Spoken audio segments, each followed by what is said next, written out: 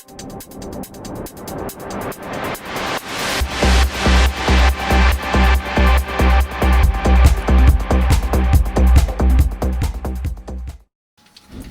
this is Just Talking to Rick. I'm Rick Wilson, the owner of the website Wilson Practical Defense, and I'm a Senior Curriculum Advisor at KPC Self-Defense in Edmonton. This is a continuation of talking about self-defense, and every time I do one of these, I'm going to hold up Mark McYoung's book on In the Name of Self-Defense and recommend you read it. There. One of the things I like about Mark McYoung is he's down to earth and he's real. Okay?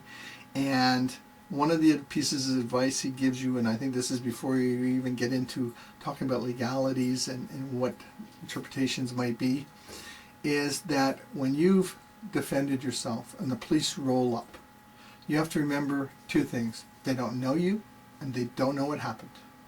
And just like every person in prison says, I'm innocent, everybody standing over a body says it was self-defense.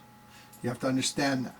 The fact that you've told the police that this is self-defense does not mean they have to believe you. In fact, in their experience, probably they're wrong to believe you, because most of the people they're coming on will not have acted in self-defense. So, Mark McYoung's advice is don't get ticked off at the police. This is really important because think about it. Part of, as we'll find out, acting in self-defense is acting in a reasonable manner. Okay, that your actions have to have been reasonable. Okay, that's an important word. And that's one that's really tricky, because this is why this isn't legal advice, because I don't know how they're going to interpret reasonable in your particular case. I can only give some caution as to how to stay on the side of reasonable.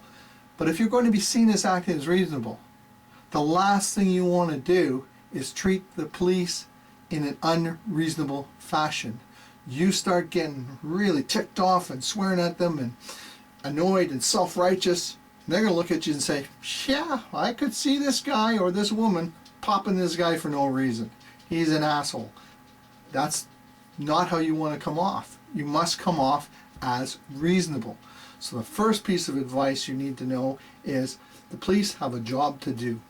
When they show up there, their job is to gather some evidence and try and figure out what's happened here, because they do not know.